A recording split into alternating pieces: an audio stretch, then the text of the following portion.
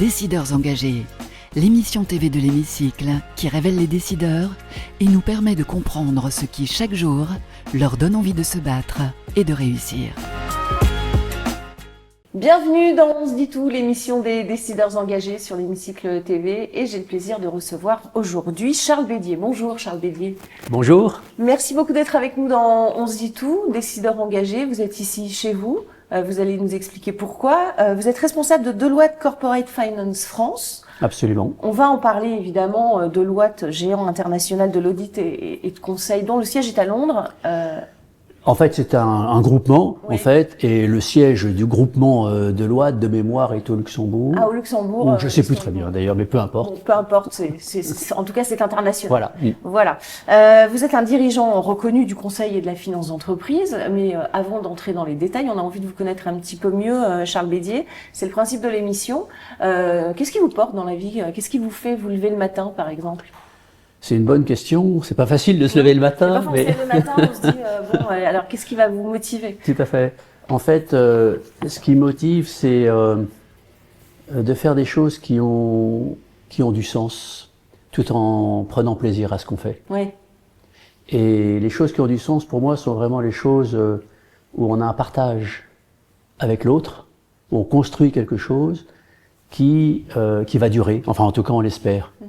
Et la façon dont on le fait est probablement ce qui va durer, en fait, le plus longtemps. C'est ça qui va créer le souvenir, c'est ça qui va créer l'expérience, c'est ça qui va créer, de mon point de vue, la motivation, en fait, à être ensemble. Et de la satisfaction, en fait. Et de la satisfaction, exactement.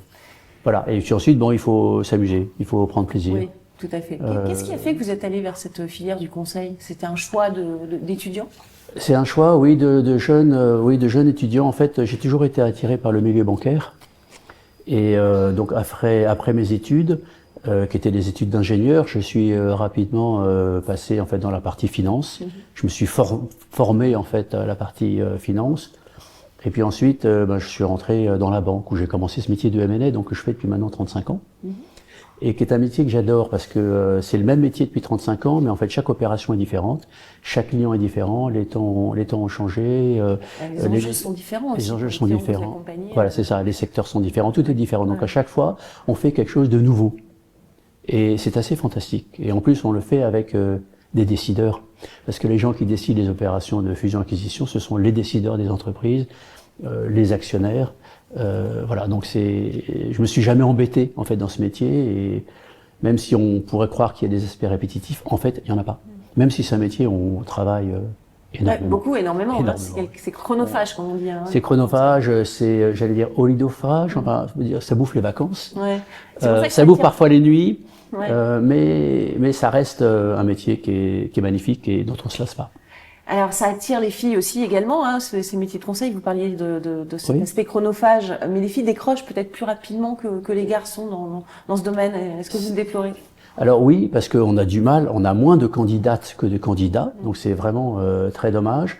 Et alors on essaye dans l'équipe que j'anime d'être assez flexible, en fait, pour pouvoir accommoder. Alors c'est encore plus facile maintenant avec le télétravail, mais pour accommoder les emplois du temps des uns et des autres, et notamment des femmes qui travaillent dans le métier. Mais une femme dans une équipe de M&A, ou plusieurs femmes dans une équipe de M&A, c'est très stabilisateur. Dans quel sens? Dans le sens où vous avez beaucoup plus de raisonnable en fait dans l'équipe, alors que quand il y a que des hommes qui s'expriment, ça devient un peu tout fou. Ouais. Voilà, donc j'ai un grand respect pour les femmes dans l'environnement professionnel.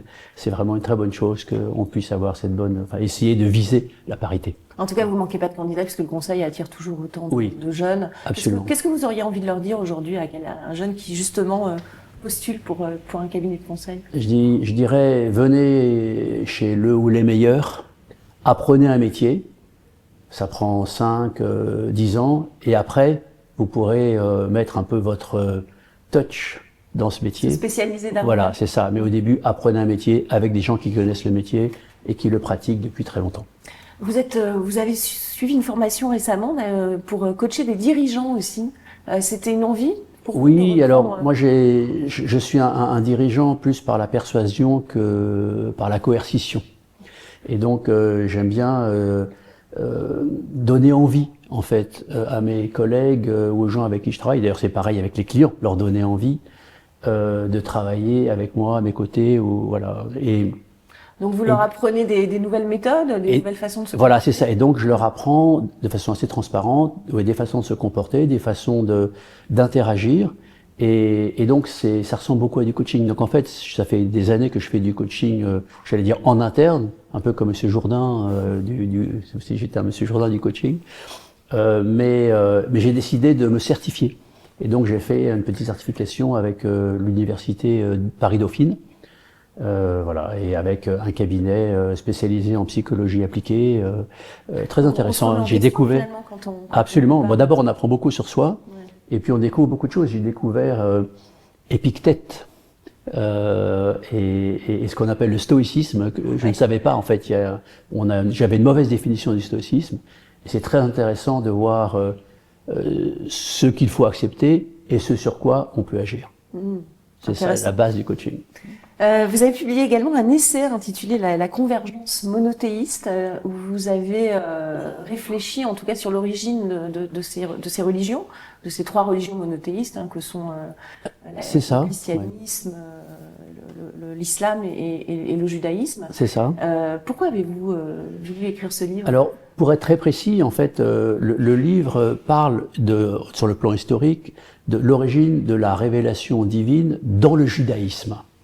Et ensuite, ça a un impact évidemment sur le christianisme et l'islam, parce que le christianisme et l'islam sont en fait pas des prolongations, mais ce sont des éléments qui proviennent en fait historiquement du judaïsme. Et ce que le bouquin démontre, c'est qu'il existe une origine historique de la révélation divine à travers un pharaon, donc égyptien, qui s'appelait Akhenaton. Mais ça, c'était un thème qui vous intéressait? Oui, parce que jusqu'à présent, on n'était pas capable de trouver une origine historique ou des traces archéologiques de cette révélation. Donc c'était une parole qui était là, mise dans la Bible, mais on ne savait pas du tout d'où ça venait sur le plan historique. Et moi, je suis convaincu qu'il y a une racine à tout. Rien n'est là par hasard. En fait, un arbre, il pousse parce qu'il y a des racines. Voilà.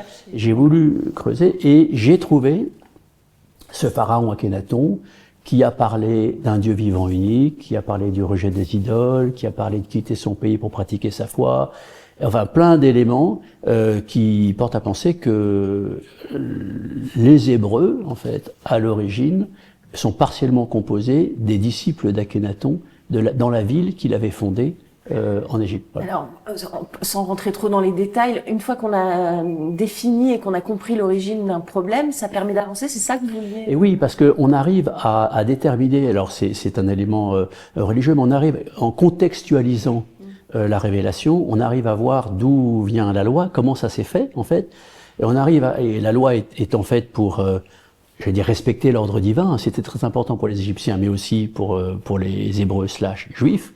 Et donc, ça permet de voir, en fait, dans la religion judaïque, quelle est la partie qui est liée, en fait, au respect ou à la communion avec cet ordre cosmique, et quelle est la partie qui est liée plus à la culture, qui est plus liée, voilà, à des codes, qui est une partie qui est plus circonstancielle. Et ce que dit le bouquin, c'est que si cette partie circonstancielle est en contradiction avec la partie spirituelle, c'est que c'est une partie, puisqu'elle est humaine, mais elle vient pas de Dieu. En fait, donc ça permet, elle vient des hommes, voilà. Et donc ça permet de faire la part des choses. Et vous apercevez que le christianisme et l'islam, en fait, ont la même partie spirituelle que le judaïsme. Jésus vient accomplir la loi, il ne la change pas. Oui, donc il n'y a pas de raison objective. Voilà, c'est ça. Et exactement. Et l'islam, c'est pareil. Mohamed était en fait à l'origine un judéo-chrétien, en fait. Mais effectivement, le christianisme et l'islam ont aussi leur partie circonstancielle. Bon, faudra lire le bouquin pour en savoir plus. Et donc du coup, ça permet d'avoir une grille de lecture qui permet d'avoir un dialogue apaisé, en fait, et de se respecter. Surtout dans ce monde incertain. Mais oui, on a besoin de ça. Toutes les guerres aujourd'hui, enfin là, je pense que la plupart des guerres est liée à la religion. Et à la méconnaissance de l'autre. Et à la méconnaissance de l'autre, et beaucoup à la religion. Oui, c'est vrai.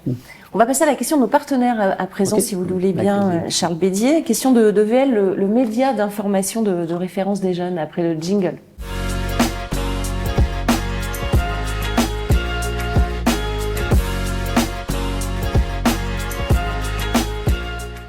la question de VL Charles Bédier. Comment est-ce que vous donnez du sens au quotidien à vos collaborateurs? On est tous des humains, on a besoin de savoir ce qu'on fait, pourquoi on le fait, on n'est pas des machines. On n'est pas des ordinateurs, on n'est pas non plus des gens à recevoir des notes, un peu comme on l'a appris dans notre système scolaire. Et c'est un peu dommage en France. Ouais, vous le déplorez?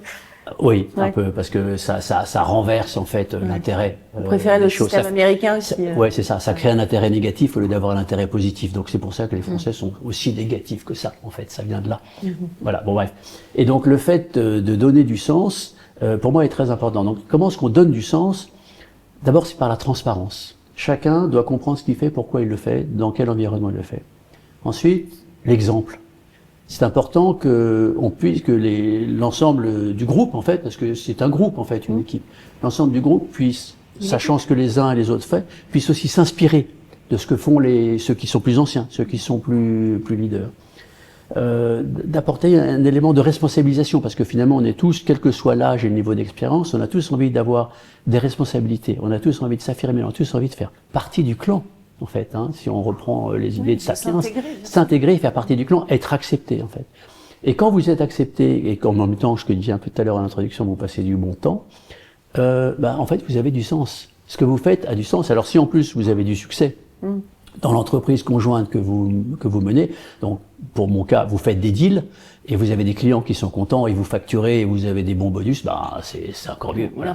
Et donc les trucs tourneront. Et puis après, il peut y avoir des personnes qui nous quittent ou etc. Mais en fait, elles ont été, disons, formées. Et en fait, elles vont rechercher, on l'aperçoit, le même type de sens dans les jobs futurs. Oui, et elles auront eu de l'expérience, et elles auront acquis de nouvelles compétences exactement. À travers le passage chez vous. Question de Solon à présent. Solon, l'agence qui accompagne les dirigeants dans leur stratégie d'influence sur LinkedIn, et c'est juste après le jingle.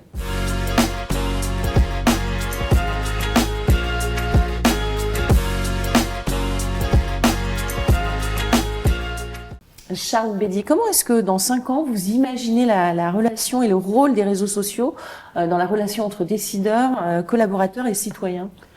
C'est pas une question facile. Les réseaux sociaux, c'est un business. Hein. Donc c'est un business qui appartient à des propriétaires, en fait, à des sociétés, des propriétaires, des actionnaires, etc., dont l'objectif est de faire du profit. Ouais. C'est pas de la philanthropie. Mais c'est un moyen, donc il faut arriver à naviguer en fait sur ce moyen. Je pense qu'il y a 2 catégories de réseaux sociaux. Il y a ce que j'appelle le truc un peu tout venant, où là, je pense que dans les liens avec justement les décideurs, les citoyens, les collaborateurs, c'est quelque chose qui est pas suffisamment sérieux, qui est pas suffisamment bien nourri en fait pour que ce soit pérenne et pour que ça puisse avoir un rôle. Je sais pas, je pense à TikTok, Facebook, machin, etc. C'est des trucs où il y a tout et n'importe quoi et en fait c'est même pas sérieux. Moi je ne suis que sur LinkedIn. C'est pas sérieux en fait d'être sur ces réseaux-là si on veut avoir une image. Après c'est une question de génération peut-être, non? C'est aussi une question de la façon dont on appréhende les choses et de l'image en fait qu'on veut donner. En revanche, sur des réseaux sociaux type LinkedIn, et peut-être qu'il y en aura d'autres qui vont se créer, ce que je souhaite en fait, parce que bon, LinkedIn aujourd'hui est vraiment le leader dans ce domaine-là, mais ce serait bien aussi qu'il y en ait d'autres, peut-être plus spécialisés, où là le réseau social est très important parce que, enfin, la position sur le réseau social parce qu'elle donne l'image et elle transmet en fait cette image. Et ça c'est essentiel parce que c'est le repère que peuvent avoir les gens. Et donc je pense que cette utilisation de l'image va être de plus en plus pratiquée. Mais ça n'empêchera pas les liens physiques. Ça n'empêchera pas les liens humains entre les personnes. Voilà. Donc je pense que moi je vois d'autres réseaux sociaux apparaître. En tout cas, je le souhaite. Et puis, parce que, encore une fois, on ne sait pas comment les algorithmes fonctionnent. Alors, on essaie, encore une fois, de les naviguer, mais vous recevez, même sur LinkedIn, ils ont tendance à vous enfermer dans la même catégorie. Vous recevez toujours les mêmes, en fait. Ouais, voilà. Donc, quand vous avez liké, vous recevez le même, etc. Et vous avez l'impression d'être au centre de l'univers, mais en fait, c'est totalement faux. Et donc voilà. Mais je pense que ça restera un moyen qui est très important, mais plus un repère de qui on est, que quelque chose qui va être un outil pour être, j'allais dire, offensif en matière de communication. Je pense que le côté offensif en matière de communication, il sera beaucoup plus diffus, en fait, sur différents éléments, peut-être un réseau social important comme LinkedIn, mais peut-être d'autres éléments, des conférences, une prise de parole, etc., qui fera que, bon, on sera entendu, mais on sera entendu sur des signaux faibles et pas sur un gros truc bien imposé qui présente bien. Voilà. Question de l'hémicycle à présent. C'est vous qui allez peut-être poser des questions, faire un constat, comme si vous étiez à l'Assemblée nationale. C'est dans quelques petites secondes après le jingle.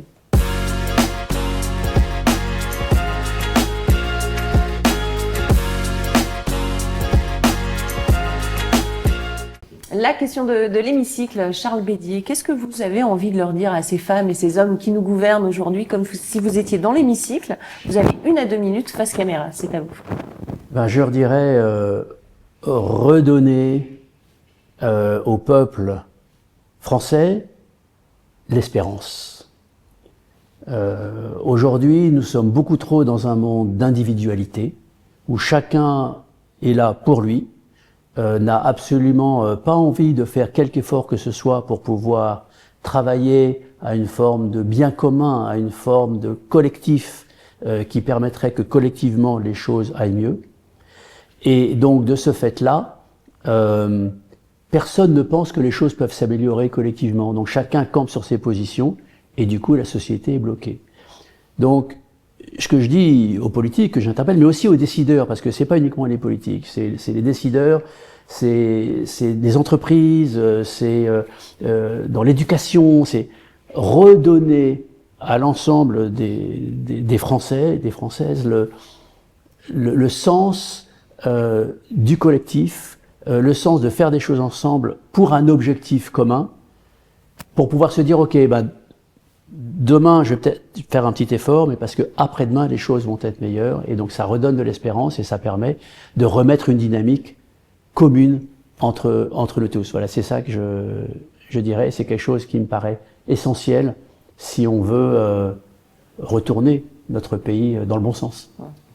Message entendu. Merci beaucoup, Charles Bédier, d'avoir participé à On se dit tout. Merci à vous de m'avoir reçu. C'est très sympa et voilà, c'était... On vous a découvert un peu plus, on en est ravis en tout cas, merci. Oui. Merci à vous pour votre fidélité sur ce plateau et à cette émission et on se retrouve très très vite pour un prochain numéro de On se dit tout.